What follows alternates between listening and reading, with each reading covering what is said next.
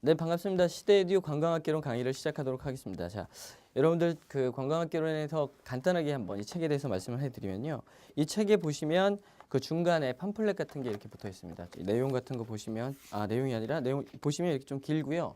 이 내용은 좀 여러분들 그 괜찮으시면 좀 잘라서 공부하시는데 옆에다 붙여놓고 공부를 계속 하시면 좋겠습니다. 그 관광학개론 기출 문제 자체라든지 어떤 시험 문제 나오는 패턴을 보면 그 해에 가장 그 이슈가 되었던 관광 동향에 대해서 많이 물어보기 때문에 이 책이 정리가 아주 잘 되어 있습니다. 그렇기 때문에 여기 나와 있는 내용 계속해서 여러분들이 막판에 외우시는 게 아니라 눈에 익혀 놓으시면 나중에 시험 볼 때 반드시 도움이 될 것이다 이렇게 보시면 되겠습니다. 자, 처음에 1장 관광의 기초부터 시작하도록 하겠습니다. 자, 관광의 기초 밑에 관광의 의미가 보이는데요. 자, 관광 성격 밑에 보이시죠? 관광 성격. 내용을 다 읽어드릴 수는 없고요. 중요한 내용만 제가 말씀드리도록 하겠습니다. 자, 관광학의 성격이라고 나왔는데요. 자, 다른 내용보다 3번, 가로 3번에 나와 있는 문화 교류와 상호 이해 증진을 위해서 관광을 하고 있다라는 내용 여러분들 반드시 정리하셔야 되겠습니다. 자, 그 다음에 관광학의 특징 중요하다고 표시가 되어 있으나 자, 이거 관광학의 특징이 시험에 많이 나오진 않습니다. 관광학입니다. 이건 학문이기 때문에 이 학문의 특징은 종합적인 성격을 갖고 있고요. 자, 두 번째 응용 학문으로서의 성격을 갖고 있다. 자, 그래서 실천 지향적인 성격을 갖고 있다 이렇게 나왔습니다. 그 다음에 다원적인 과학관이 이렇게 필요한 학문이다. 이렇게 여러분들 정리하시면 되겠습니다. 자, 그 다음에 그 다음 페이지를 보시면 관광학의 학문적 체계 이렇게 나와 있는데요. 다시 한번 말씀드리면 이거 앞에 내용은 그렇게 시험에 많이 나오는 내용이 아니고 관광학이란 어떤 체계 속에서 움직이고 있다 이 정도 나오기 때문에 그냥 넘어가시면 되겠습니다. 관광학의 발전 과제도 그렇고요. 자, 그 다음에 관광학의 연구 이런 내용도 시험에 많이 나오는 내용은 아닙니다. 자, 그냥 여러분들이 한번 쭉 읽어보시고 내가 뭘 공부하고 있구나 이 정도만 여러분들이 이해하고 넘어가시면 되겠습니다. 이제 그 다음 페이지에 보시면 2번 관광의 개념이 나옵니다. 자, 여기서부터가 이제 시험에 많이 출제되는 내용이다 이렇게 이해하시면 되겠고요. 자, 제가 말씀드리는 것도 밑줄 치라고 하는 거 반드시 밑줄 치시면서 여러분들이 이제부터 나올 만한 내용 공부하도록 하겠습니다. 자, 관광이란 책 읽겠습니다. 관광이란 사람이 다시 돌아올 예정으로 밑줄 치시겠습니다. 사람이 다시 돌아올 예정이어야 됩니다. 그러니까 관광은 한번 가버리면 되지 않습니다. 그리고 반드시 다시 돌아와야 된다. 두 번째, 일상의 생활권을 떠나야 된다. 그래서 탈일상성이라는 표현도 씁니다. 자, 정리해보면 다시 돌아올 회귀성이라고 하거든요. 자, 다시 돌아올 회귀성. 자, 회귀성입니다. 자, 그 다음에 탈일상성. 자, 이 두 가지의 성질을 관광은 그 관광의 개념으로 둘 수 있다. 그 다음에요. 타국이나 타 지역의 풍물, 제도, 문물 등을 관찰하여 견문을 넓히고 자연 풍경 등을 감상, 유람할 목적으로 여행하는 것을 우리는 그 관광이다라고 이야기하고 있습니다. 정리해드리면 회귀성, 탈일상성, 그 다음에 가서 문물이나 제도를 여행이나 견문하거나 그 다음에 여행하는 것 이 정도로 정리하시면 되겠습니다. 자, 그래서 이동성까지 정리하시면 되겠습니다. 자, 밑에 보시면 이 박스 안에 잘 나와 있는데요. 자, 관광의 뜻이다 이렇게 나와서요. 본질은 이동입니다. 이동. 다른 나라에 간다. 이동이고요. 두 번째로는 자, 레크레이션을 추구한다 그랬는데 레크레이션 아시죠? 가서 어떤 그 약간 잠깐 논다 이런 개념이 좀 있어야 되겠고요. 그 다음에 일상생활권을 떠나서 자, 소비 활동을 하는 것이다. 자, 반드시 돌아와야 된다. 회귀를 해야만 관광이라고 한다. 이렇게 보시면 되겠습니다. 그래서 밑에 관광과 유사한 의미의 용어도 나와 있는데 이 내용보다 시험에 더 많이 나오는 내용은 다음 중 관광에 해당하지 않는 것은 이렇게 나올 수가 있어요. 그래서 예를 들면 대저택의 주인이 자기의 정원을 걷고 있습니다.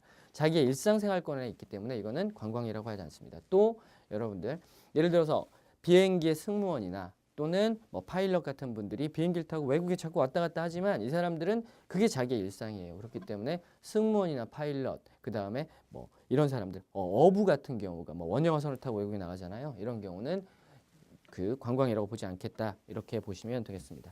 자, 그 다음에 관광의 어원에 관해서 나와 있는데요. 크게 관광의 어원은 여기에 나와 있는 동양 그 다음에 서양 관광의 어원이 어디서 나타났는지 간단하게 보시겠습니다. 일단 관광이라는 표현은요. 그 빛광자, 볼관자의 빛광자예요. 자, 볼관자의 빛광자다. 그래서 빛을 본다라는 의미인데 이 광자가요. 빛보다는 빛은 보통 발전을 의미한다 이렇게 이해하시면 됩니다. 아시겠죠? 그래서 발전을 보는 것을 관광이라 한다 이렇게 이해하시면 되겠고요. 이 표현은 어디에 나왔냐면 그 중국 주나라의 역학이라는 책이 있었습니다. 잘 아시겠지만 그걸 주역이라고 보통 얘기하는데 만물의 이치 같은 거를 담아놓은 책이라고 합니다. 자, 이 책의 내용에 그 관국지광 이용비누왕 책이 있습니다. 자, 관국지광 이용비누왕이라는 내용이 어떤 내용이냐면 자, 그 나라의 발전상을 보기 위해서는 왕으로 초대받는 것이 유리하다. 이 표현에서 관국지광 빛을 발전상을 본다. 이 표현에서 그 동양에서는 최초로 관광이라는 표현이 등장을 했다. 이렇게 정리하시면 되겠습니다. 자, 그래서 한 나라의 발전상을 보는 것이다. 이게 이제 관광의 어원에 동양의 어원에 해당을 하고요. 자, 여기 나오진 않았지만 우리나라는요 여러 군데를 통해서 또 관광이라는 표현이 나오고 있습니다. 최치원의 개원필경이라든지 뭐 관광 6년 이 표현이 나온다거나 또 여러 가지 어떤 관광에 관련된 그 표현들이 나온다 이런 내용도 아시고요. 여기 나오지 않았습니다. 일단 일본도 관광의 어원이 어디서 등장을 했나 보셔야 되는데 일본 같은 경우는 1855년도에 자 우리나라보다 좀 일찍이죠. 우리나라는 흥선대원군의 세국정책에 의해서 우리나라 서양 문물을 늦게 개방하는데 일본은 조금 더 일찍 개방을 합니다. 그래서 1855년도에 책에는 없습니다. 1855년도에 그 서양과 이제 그 개항을 해서 서양 문물을 받아들이기 시작해요. 그래서 네덜란드의 당시 왕비였던 분이 일본과 개항을 축하하기 위해서 배를 한 대 선물하거든요. 자, 발전된 배를 선물합니다. 그 배의 이름을 관광환이라는 이름을 지어놨고요. 그래서 관광환으로부터 일본에는 관광이라는 표현이 등장했다. 이렇게 정리하시면 되겠습니다. 자, 이제 서양의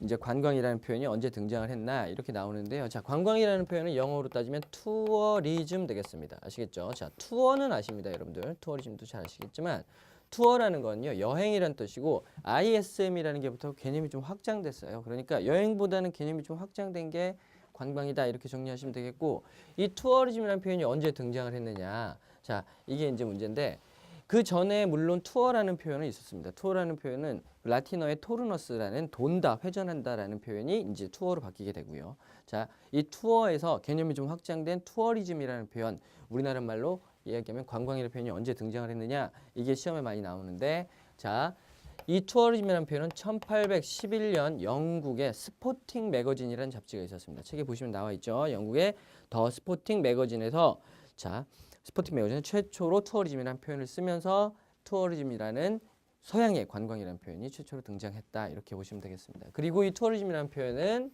자, 1842년 연도는 외우실 필요 없어요, 여러분들.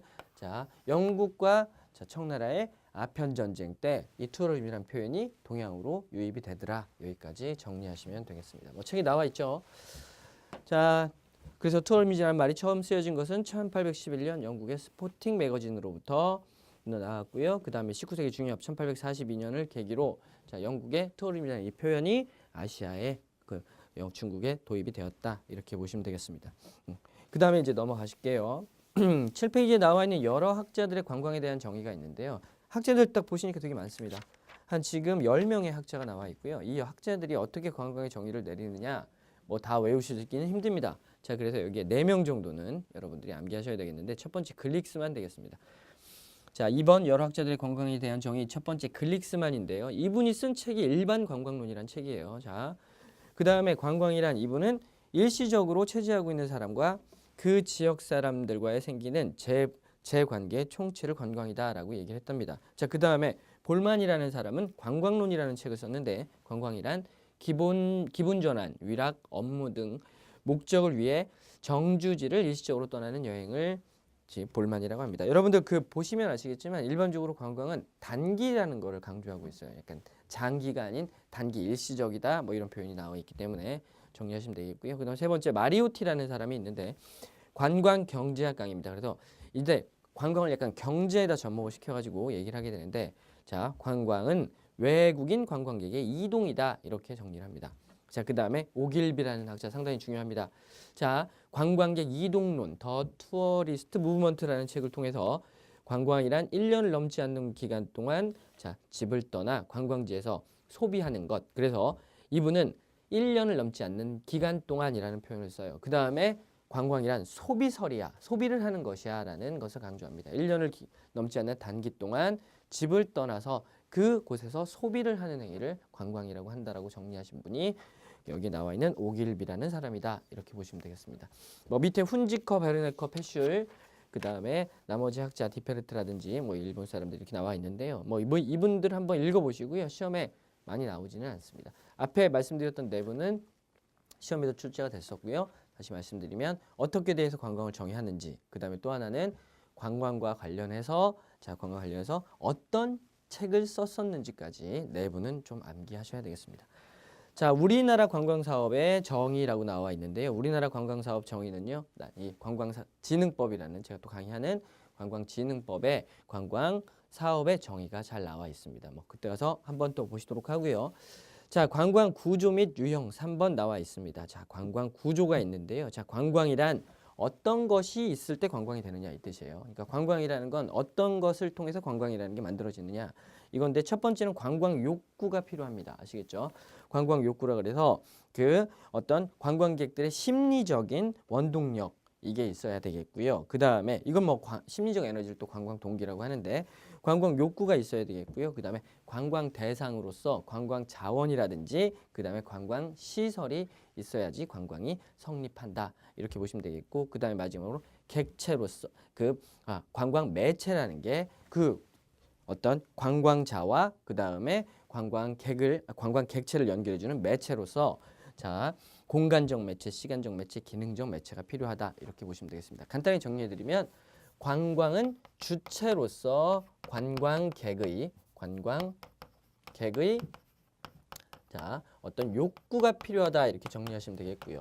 자 객체로서 관광 대상입니다. 관광 대상이라 그래서 일단 관광 시설이라든지 관광 자원이 필요하고 이 둘을 주체와 객체를 연결해주는 매체로서 자 나와 있는 시간적 매체, 그 다음에 공간적 매체, 기능적 매체 순서가 좀 바뀌었는데 공간적 매체, 시간적 매체, 기능적 매체가 있어야 이 세 개가 존재해야 관광이라는 게 성립한다 이렇게 보시면 되겠습니다. 이걸 관광 구조라고 보시면 됩니다.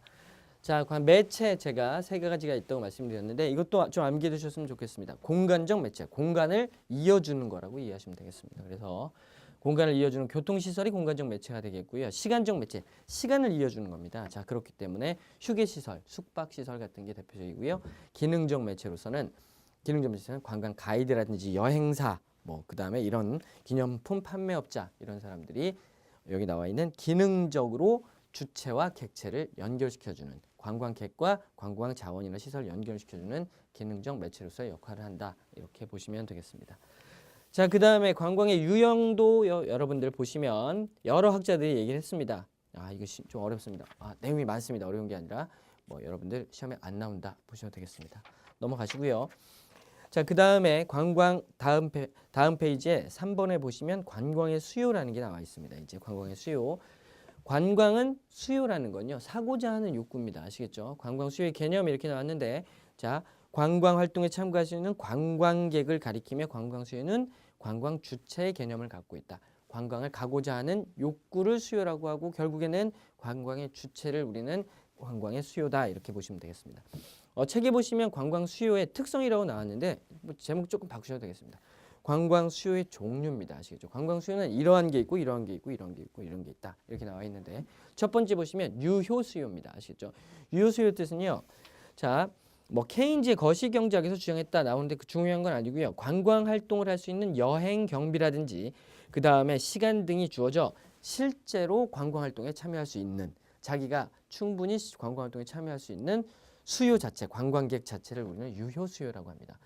두 번째, 현지 수요라고 나와 있는데요. 현지 수요라는 표현도 쓰지만 현시 수요라는 표현도 씁니다. 아시겠죠? 자, 비슷한 표현인데 현지, 여행 경비, 시간 등이 주어져 현실적으로 현 시점에서 나타나고 있는 관광객들, 현 시점에서 그 현지에서 관광 활동을 하고 있는 그 관광객들을 현지 수요 또는 현시 수요라고 한다. 이렇게 보시면 되겠습니다.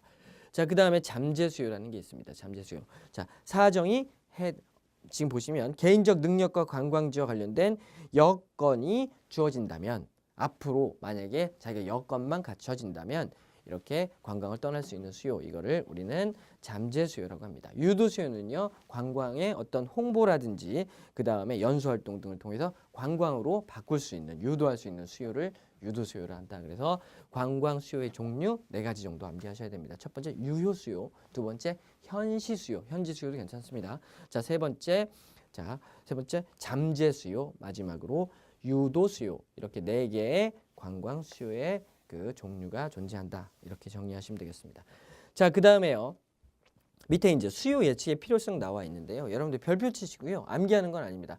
관광객이 얼마나 올지를 예측을 해야 되겠습니다. 그 이유에 대해서 나와 있는데, 관광객이 얼마나 올지를 예측하는 이유는 읽어보면서 이해하시면 되겠죠. 자, 관광정책 수립 기초 자료를 활용합니다. 작년에 외국인이 이만큼 왔고요. 그 다음에 현재 이만큼 왔고 앞으로 이만큼 올 것 같아요. 예측을 하는 겁니다. 아시겠죠? 그렇기 때문에 이만큼 올 것 같으니까 예를 들어 숙박시설을 늘린다든지 뭐 교통시설을 개선한다든지 뭐 이런 형태로 관광과 관련된 정책을 수립하는 기초자료에서 활용한다.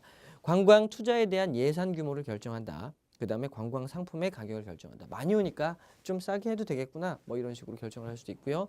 마케팅 전략을 수립하는 자료로서 활용을 해야겠다. 중국 관광객이 늘다 보니까 중국 관광객이 좀 좋아하는 뭐 상품을 개발한다든지 또는 뭐 중국 관광객이 좋아하는 형태로 광고를 한다든지 이런 식으로 마케팅 전략 수립을 하는데 수요 예측의 필요성이 있더라. 이렇게 보시면 되겠습니다. 수요 예측의 필요성, 이거 시험에 많이 나옵니다. 자, 그러면요, 수요 예측을 하는 방법이 이제 밑에 나와 있는데, 수요 예측을 하는 방법은 크게 2개가 있습니다. 아시겠죠? 하나는 수치로 예측하는 거예요. 수치로. 그러니까 작년에 이랬어요. 그리고 기존에 또 이래요. 앞으로 이럴 거예요. 수치로. 예를 들면 중국의 국내 그 총생산량 GDP가 그 2010 예를 들면 2010년 대비 2011년도에 2배가 늘었어요. 그렇기 때문에 관광도 2배가 늘 거야. 이런 식으로 수치로 예측하는 방법이 있고요. 역사적인 어떤 배경을 통해서 관광을 예측하는 방법이 있습니다. 자, 방금 말씀드렸던 수요로 예측하는 방법을 정량적 예측이라고 합니다. 정량적 예측. 다른 표현으로 정량적 예측을요, 양적 예측법이라고도 합니다. 아시겠죠? 그 다음에 어떤 역사적인 상황이라든가 어떤 흐름을 통해서 전문가들의 의견을 듣고 예측하는 방법이 있는데, 이거를 정성적 예측이라고 합니다. 이걸 질적 예측이라고도 합니다. 아시겠죠? 이건 수치로 예측하는 거고, 이거는 전문가들의 의견을 듣거나 그 다음에 역사적인 배경을 통해서 앞으로 관광이 어떻게 될 거야라는 예측이다. 그래서 이 관광 예측법은 이렇게 2가지가 있다. 이렇게 정리하시고요. 그 다음에 정량적 예측에는 어떤 것이 있고 정성적 예측에 어떤 것이 있는지 여러분들이 책을 통해서 암기하셔야 되겠습니다. 정량적 예측은요, 시계열 분석법, 인과 모형 분석법, 회귀 분석법, 이게 대표적인 정량적 예측이 되겠고요. 정상적 예측으로서는 주관적으로 그냥 예측을 하는 거예요. 자, 주관적 예측법, 기술적 추정하는 겁니다. 앞으로 이렇게 될 거야 라고 추정을 하는 겁니다. 그 다음에 역사적인 과거에 이랬으니까 앞으로도 이럴 거야. 역사 예측법. 그 다음에 전문가 패널이라 그래서 전문가들의 의견을 듣고 예측하는 방법. 이런 식으로 수요 예측하는 방법 2가지 반드시 암기하셔야 되겠습니다. 자, 다음 페이지 이제 여가 활동과 관련 이렇게 나왔고요. 여가의 정의가 나와 있는데요. 아까 여러분들 제가 간단하게 넘겼지만 관광과 비슷한 개념 중에 여가는 좀 관광과 다르다 이렇게 책에 나와 있었습니다. 여가라는 건요, 약간 휴식의 개념이 크다 이렇게 보시면 됩니다. 또 레크레이션이라는 건 약간 활동의 개념이 있다 이렇게 보시면 되겠고요. 여가나 레크레이션, 관광과의 가장 큰 차이는 뭐 휴식의 개념이냐 아니면 약간 활동적 개념이냐 이것도 있지만, 관광은 아까 말씀드렸지만 개념을 정의한 것처럼 일상생활권에서 완전히 벗어나는 걸 우리는 관광이라고 그랬죠. 탈일상성 이렇게 얘기했는데, 여가라는 건 탈일상성이 나타나지 않아도 여가가 될 수 있습니다. 예를 들면 뭐 휴가를 맞이해서 집에서 편안히 쉬면서 독서를 즐긴다. 이것도 여가라고 볼 수 있겠습니다. 넘어가시겠습니다. 시험에 많이 나오는 내용은 아니고. 자, 다음 페이지에 관광의 현대적 의의 나와 있습니다. 자, 관광의 현대적 의의, 뭐 여기서 중요한 건 대중사회와 관광이라는 표현이 나와 있는데요. 자, 현대 사회가 되다 보니까 이제 뭐 1700년대 이후에 1700년대 이후에 17세기 18세기 이후에는 이제 모든 사람들이 경제에 참여할 수 있고, 그다음에 이 경제를 통해서 모든 사람들이 어느 정도의 경제력을 갖추게 됩니다. 자, 그러다 보니까 많은 사람들이 이제 어느 경제력을 갖췄기 때문에 여행을 또는 관광을 갈 수 있는 어떤 기반이 마련되었고 이거를 통해서 모든 사람들이 여행을 갈 수 있는 대중관광이 나타났다. 이렇게 이해하시면 되겠습니다. 결국에는 대중사회화 관광이라는 표현은요. 이렇게 물질적으로 풍요로워졌기 때문에 또 물질적으로 풍요로워져서 많은 사람들이 관광에 참여할 수 있는 사회가 되었다. 뭐 이런 내용을 줄여서 이렇게 대중관광 이런 표현으로도 여러분들 정리할 수 있겠다. 이렇게 보시면 되겠습니다. 자, 그 다음에 탈공업화 사회화 관광 나와 있는데요. 자, 여기서는 여러분들 하나 정도만 체크하시고 넘어가겠습니다. 동그라미 2번에 보시면 파란색만 보실게요. 현대적으로는 직접 경험하고 참여할 수 있는 관광이 늘어나고 있다. 이 정도 체크하시면 되겠고요. 그러니까 현대 관광의 특히 선진국형 관광이라고 해서 직접 참여하고 자기가 만들어가는 관광이 아주 현대적 의미의 관광이라고 보시면 됩니다. 그래서 교육관광이라든지 예술, 유적관광, 자연관광, 건강관광, 모험관광, 그 다음에 특정 관심 분야 관광이라고 해서 하나 외워두실게요. 영어 SIT 이렇게 외우시면 되겠습니다. 스페셜 인터레스트 뭐 투어리즘이라고 얘기하는데 그냥 SIT 관광이 현대 관광의 특징이구나 이렇게 정리하시면 되겠습니다. 자, 그 다음에 다음 페이지에 정보화 사회화 관광 많은 정보들이 있기 때문에 이제 관광이 늘어날 것이야 뭐 이 정도로 정리하시면 되겠습니다. 아시겠죠? 인터넷이나 뭐 이런 인터넷 매체라든지 이런 것들이 많이 발달했기 때문에 많은 정보들을 얻게 돼서 많은 정보들을 통해서 관광이 늘어나게 된다. 또 남들이 가다 보니까 또 가고 싶어 하더라. 여러분들 SNS 보시잖아요. SNS 같은 거 보시면 맨날 글을 올립니다. 아시겠죠? 어디 특히 뭐 유럽 간 친구들은 프랑스 간 친구들은 어디서요? 에펠탑 밑에서 이렇게 사진을 한 장 찍어요. 아시겠죠? 사진 찍는데 자기 얼굴 나오게 안 찍으면 와인잔에 이렇게 보이고 에펠탑 뒤에 보이게 찍습니다. 뭐 쓰죠 밑에다가 프랑스 파리에서의 뭐 한강 오후 뭐 이렇게 갖고 씁니다. 남들 가라는 거죠. 보면서 나도 가고 싶어요. 마찬가지로 이런 정보들이 많이 오픈되어 있고요. 그 다음에 인터넷 같은 게 잘 발달했기 때문에 많은 정보를 접하고 내가 새로운 미지의 세계에 대한 동경이 생기고 그 다음에 나도 거기에 가고 싶은 욕구가 발생할 수 있겠다. 이 정도 정리하시면 되겠습니다. 자, 밑에 관광객의 개념 6번에 나와 있는데요. 자, 1번에 관광객의 의미입니다. 관광객이라는 건 관광 소비자고요. 관광의 주체입니다. 이렇게 정리하시면 되겠죠. 자, 관광의 주체이자 관광의 소비자이다. 이렇게 나와 있고요. 밑에 관광객의 이제 정의를 이제 어떻게 하느냐 이런 내용들이 각 그 기구에 따라서 또는 우리나라에서는 관광객을 어떻게 정의하느냐 이렇게 나오는데 좀 중요한 내용입니다. 책에 나와 있는 것처럼 ILO라는 국제관광기구라는 곳이 있습니다. 자, 국제관광기구 ILO에서는요 관광객을 24시간 또는 그 이상의 기간 동안 거주지가 아닌 다른 나라를 방문하는 사람을 국제관광객이다라고 ILO에서 규정하고 있습니다. 자, 두 번째 OECD 아시죠? 경제협력개발기구에서는요. 국제관광객과 일시방문객을 구분하여 정의를 했다는 거 중요하고요. 국제관광객은 24시간 이상, 6개월 미만, 6개월 이내의 기간 동안 체제하는 사람을 국제관광객, 그 다음에 일시방문객은 24시간 이상 3개월 이내 체제하게 되면 여기 나와 있는 일시방문객으로 규정하고 있다. 뭐 이 정도 외우시면 되겠습니다. 가장 중요한 거는 UNWTO입니다. 아시겠죠? UNWTO는요. 세계 관광기구인데 앞으로 많이 보실 거예요. 아시겠죠? UNWTO 세계관광기구에서는 1975년도 투어리즘이라는 표현을 공식적으로 사용했다. 자, 투어리즘이라는 표현 1811년도에 더 스포팅 매거진을 통해서 영국에서 만들어진 개념이다. 이렇게 말씀드렸는데 1975년도에 이 투어리즘이라는 표현을 공식적으로 통일해서 쓴 기구가 UNWTO 세계관광기구고요. 그 다음에 관광객을 관광 통계에 포함되는 자와 포함되지 않는 자로 구분을 합니다. 아시겠죠? 그래서 관광 통계에 포함시키는 자, 자 이런 사람들을 관광객이라 하는데 방문국에서 1박 이상을 체제하는 사람. 그 다음에 비관광객은 여기 나와 있는 국경 통근자, 그러니까 국경 근처로 출퇴근하는 사람. 그 다음에 유목민, 군인, 외교관, 통과객은요, 여러분들 예를 들어서 A라는 지역에서 B라는 지역으로 바로 갈 수 있겠지만 직항을 탈 수 있지만 이렇게 경유를 해서 외국에 나가는 경우도 있어요. 이게 경유할 때 이 사람들 통과객, 통과여객자 이렇게 이해하시면 되겠습니다.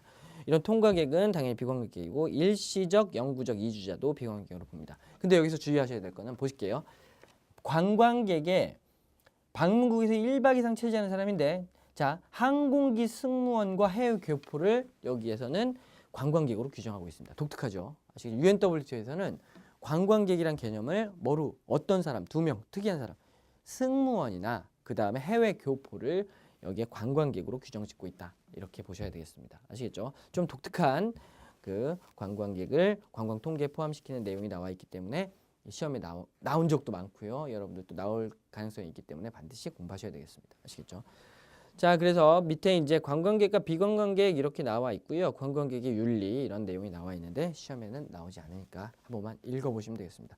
가장 중요한 거 UNWTO에서 관광객의 개념에 그러니까 관광 통계에 포함시키는 사람 중에 해외 교포와 승무원이 포함되어 있다는 내용 반드시 정리하시면 되겠습니다. 자, 다음 페이지 이제 그 03번 관광 행동의 결정입니다. 자, 관광 행동의 결정 관광 동기라고 나와 있는데 관광 행동을 결정하는 것은 관광 동기가 되겠습니다. 자, 관광 욕구 및 동기 이렇게 나와 있는데요. 자, 일반적으로 관광 행동을 일으키게 하는 심리적 원동력을 관광 욕구라 한다. 그 다음에 이를 행동으로 나타나게 하는 걸 관광 동기라 한다. 자, 아까 배웠던 내용 다시 한번 나왔고요. 자, 관광 동기가 언제 나타나느냐에 관해서는 두 명의 학자가 여러분들 되게 중요한 내용을 담고 있습니다. 첫 번째는 글릭스만이라는 사람이고요. 두 번째는 여기 나와 있는 메슬로우라는 사람입니다. 아시겠죠? 특히나 메슬로우가 이제 이야기한 관광 동기가 어디서 발달하느냐 이 시험에 많이 나오는데 먼저 글릭스만이 이야기한 관광 동기 욕구에 관한 이론 여러분들 한번 보시겠습니다. 글릭스만은요 일반 관광론이라는 책을 썼다고 말씀드렸고요. 심리적 동기, 정신적 동기, 신체적 동기, 경제적 동기 여기 나와 있는 이런 동기 때문에 관광이 나타난다. 이렇게 보시면 되겠습니다. 그래서 심리적 동기에는 사향심이라든지 고유심, 신앙심, 정신적 동기로는 지적, 견문, 활락의 욕구, 그 다음에 신체적 동기로서는 내가 치료를 하러 간다, 그 다음에 쉬러 간다, 운동하러 간다, 보양을 하러 간다. 그 다음에 경제적 동기로서는 자 매물 상용의 목적으로 내가 관광을 가고자 하는 욕구가 나타난다라고 정리를 했습니다. 글릭스만의 정리고요. 자, 그 다음에 메슬로우라는 사람이 이제 그 관광 동기에 대해서 이야기를 했는데요. 메슬로우의 5위 개설이라고 합니다. 메슬로우는 인간의 욕구를 5가지로 나눕니다. 자, 책에 나와 있는 것처럼 하나, 둘, 셋, 넷, 5가지. 인간의 욕구는 5가지가 있고요. 하나가 해결되면 다른 욕구를 원한다 이런 뜻이에요. 쉽게 말하면 인간의 가장 기본적인 욕구는 생리적 욕구겠습니다. 먹는 거, 자는 거 이런 것들이 대표적인 인간의 욕구가 되겠고요. 그래서 생리적 욕구가 가장 기본적인 욕구가 되고 이게 이제 해결이 되면 다음 욕구인 안전의 욕구가 나타나게 됩니다. 그러니까 먹고 자는 게 해결이 되면 이제 자기가 안전한 곳에서 이제 휴식을 취하거나 살려고 한단 말이죠. 그래서 뭐 인간으로 따지면 뭐 동굴에 들어가 산다든지 뭐 이런 게 두 번째 욕구라고 보시면 되겠습니다. 그래서 이 생리적 욕구가 해결되면 두 번째 안전의 욕구를 사람들은 갖게 되고요. 이제 안전의 욕구가 해결이 되면 소속과 애정의 욕구가 생깁니다. 그래서 내가 이 단체에 소속되어 있구나. 그리고 나는 저 사람을 사랑하고 서로 간에 이렇게 가족을 만들게 되는 그런 욕구가 나타나게 됩니다. 이게 해결이 되면요. 이제 존경의 욕구가 나타나면서 종교라는 게 등장을 해요. 그 다음에 마지막에 자아실현의 욕구가 나타납니다. 아시겠죠? 자, 메슬로우는 인간의 욕구 중에 가장 높은 단계에 있는 욕구를 자아실현의 욕구라 그랬고요. 이 자아실현의 욕구로부터 관광 동기가 발생한다. 이렇게 정리를 했습니다. 자, 보셨죠? 자, 메슬로우의 욕구 단계설 5위 개설이라고도 얘기하는데 여기 나와 있는 단계에서 인간의 관광 동기는 인간의 욕구 중에 최상의 단계인 그 자아실현의 동기로부터 욕구가 나타난다라는 거 반드시 정리하셔야 되겠습니다. 다음 페이지 보시면요, 뭐 관광 욕구의 본능성 넘어가시면 되겠고요. 자, 관광 동기의 유발 요인 이렇게 나와 있는데, 자 밑에 여기는 밑에 박스 내용, 더 알아보기 내용만 여러분들이 외우시면 되겠습니다. 아시겠죠? 관광 동기의 4가지 분류라고 해서 맥킨토시가 이제 또 관광 동기를 4가지로 분류했는데요. 신체적 물리적 동기, 문화적 동기, 대인적 동기, 지위 위세 동기. 그래서 4개를 분류한 다음에 여기 신체적 물리적 동기로서는 육체 정신적 기분 전환, 건강 목적 추구, 스포츠 행사 참여 이런 것들을 신체적 물리적 동기로 보고 있다. 그 다음에 문화적 동기로는 여기 나와 있는 내용, 대인적 동기로 이런 것, 지위 위세의 동기로서는 뭐 자아를 향상시킨다든지 취미 활동을 추구한다든지 이런 것들을 통해서 관광의 동기가 나타나더라라고 정리를 했습니다. 최근에 나온 시험 문제가 여기서 나왔기 때문에 여러분들 암기하셔야 되겠습니다. 아시겠죠? 맥킨토시가 이런 내용으로 욕구, 관광 동기에 대해서 이야기했다. 정리하시면 되겠습니다. 자, 그다음에 관광 동기의 결정 요인인데요. 자, 관광 동기는요. 기본적으로 이렇게 이해하시면 됩니다. 자, 비용이 있고요. 그다음에 비용이 충분하고 시간이 있고 목적지에 대한 정보가 충분하면 관광을 떠나게 된다. 이렇게 정리하시면 되겠습니다. 아시겠죠? 내가 충분한 비용이 있고요. 그다음에 충분한 시간이 있고 목적지에 대한 정보가 해결이 됐을 때 관광이 나타나더라. 이렇게 정리하시면 됩니다. 그래서 관광 동기 결정 요인 3개를 고른다면 비용, 시간, 목적지에 대한 정보 이렇게 정리하시면 되겠습니다. 자, 그래서 다음 페이지에 1번 보시면 비용 시간이라 그래서 비용이나 시간과 같은 기본적인 조건이 충족되면 관광 소비와 같은 구체적 행동이 완성된다. 그리고 나서 정보의 어떤 관광 목적지에 대한 정보가 이렇게 나타나게 되면 완벽한 관광 결정을 하는데 도움을 받을 수 있다라고 합니다. 그래서 다시 정리해드리면 관광 동기 결정 요인 비용, 시간, 관광 목적지에 대한 정보 이렇게 3개가 관광 동기의 결정 요인이다. 이렇게 정리하시면 되겠습니다. 자, 밑에 더 알아보기 박스 보시면요. 관광 욕구, 욕구의 충족, 관광 행동 이렇게 해서 제가 거꾸로 말 좀 봤는데 인간의 욕구가 일어나면 그 관광 욕구가 발생하게 되고요. 그 다음에 관광 의욕이 발생하게 되고 관광 계획을 세운 다음에 관광지를 결정하게 되고 그 다음에 관광 행동을 통해서 욕구를 충족한다. 이 정도 더 알아보게 되어 있는 이렇게 흐름도 한번 여러분들이 공부하시면 되겠습니다. 자, 그 다음에 관광의 효과입니다. 자, 관광의 효과. 여러분들 관광의 효과는 당연히 관광이라는 게 긍정적 효과가 나타날 겁니다. 아시겠죠? 물론 긍정적 효과도 나타나겠지만 부정적 효과도 나타날 수 있고요. 공부를 하실 때는 단순히 긍정적 효과가 있고 부정적 효과가 있어 이렇게 공부하시는 게 아니라 긍정적 효과 중에 사회적 효과는 어떤 것이고 그 다음에 경제적 효과는 어떤 것이고 그 다음에 여기 나와 있는 문화적 효과는 어떤 것이고 이런 것들에 대해서 정확하게 나뉘어서 여러분들이 이 긍정적 효과와 부정적 효과를 정확하게 구분하셔야 되겠습니다. 그러면 먼저 긍정적 효과 중에 사회적, 경제적 효과부터 보실게요. 긍정적 효과 중에 경제적 효과인데 높은 외화 가득률이 나타난다. 여기다도 밑줄 치실게요. 높은 외화 가득률이에요. 관광은요.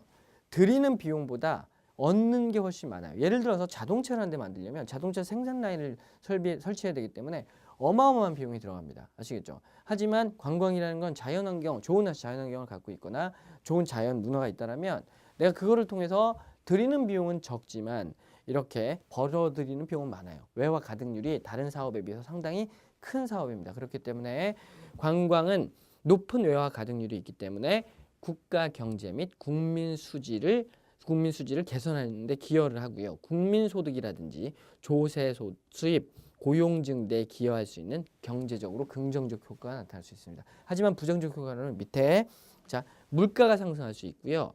기반 시설에 투자하게 되면 위험이 나타날 수도 있습니다. 자, 그래서 여기에 긍정적 효과와 부정적 효과 한 번에 외우시면 되겠고 그 다음에 사회적 효과라는요. 긍정적 효과, 국제 친선 도모와 민관 외교가 나타날 수 있지만 자, 부정적 효과로는 외국인들이 우리나라에 대해서 우리나라가 또 외국인들에 대한 관광객들에 대한 범죄가 발생한다든지 반대로 외국인들이 우리나라 사람들을 상대로 범죄를 일으킨다든지 해서 범죄율이 상승한다라는 이런 그 사회적 부정적 효과도 있습니다. 자, 그 다음에 문화적 효과로는 우리나라가 이제 관광을 위해서 그 역사, 문화, 유적 등의 보호를 하게 된다. 긍정적 효과지만 반대로 우리나라에 외래 문물이 들어오게 되면서 우리나라의 토착 문화가 소멸될 수 있다라는 또 문제가 발생할 수 있다. 외국 문화에 대한 무분별한 유입을 통해서 우리나라의 문화가 훼손될 수 있다라는 부정적 입장도 나타날 수 있다라는 거 여러분들이 정리하셔야 되겠습니다. 자, 간단하게요. 여러분들 지금 한 30분 정도 여기 그 관광의 기초에 관련된 내용을 봤는데요. 제가 말씀드린 것처럼 여기서는 중요한 내용이 어떤 관광의 의미, 관광학의 의미 이쪽은 그냥 공부하는 데 보시는 거고 관광의 개념, 어떤 학자가 어떠한 책을 통해서 어떻게 이야기했다. 4명의 학자 기억하시라고 그랬고요. 그 다음에 관광의 어원, 동양에서는 주역 아시겠죠? 그 다음에 서양에서는 1811년 영국의 스포팅 매거진 그 다음에 더 스포팅 매거진의 에서 쓴 투어리즘이라는 표현은 1842년 아편 전쟁을 통해서 청나라로 유입이 되면서 동양에 최초로 유입이 되었다. 이 내용. 그 다음에 중요한 내용. 우리 또 관광 수요를 예측해야 되는데 관광 수요 예측하는 방법 정성적 예측과 정량적 예측이 존재한다. 정석률 예측은 어떤 것이 있고 정량적 예측은 어떤 것이 있다 정리하셨고요. 그 다음에 아까 관광 행동의 결정과 관련해서 글릭스만과 그 다음에 매슬로우, 그 다음에 더 알아보기를 통해서 본 맥킨토시가 한 관광 동기에 관련된 내용 반드시 암기하셔야 되겠습니다. 그 중에 매슬로우는 자, 이 욕구 오이괴설이라고 해서 인간의 욕구는 5개로 나눌 수가 있고 이 5개의 욕구 중에 하나하나가 해결되면서 마지막에 최상위에 있는 자아 실현의 욕구로부터 관광 동기가 나타난다라는 내용까지 여러분들 정리하셔야 되겠습니다. 자, 다음 시간에는요. 잠깐 쉬었다가 관광 발전사, 그러니까 관광이라는 게 어떻게 발전하게 되는지 서양사를 기본으로 여러분들 관광 발전사 보도록 하겠습니다. 자, 고생하셨고요. 다음 시간에 뵙도록 하겠습니다.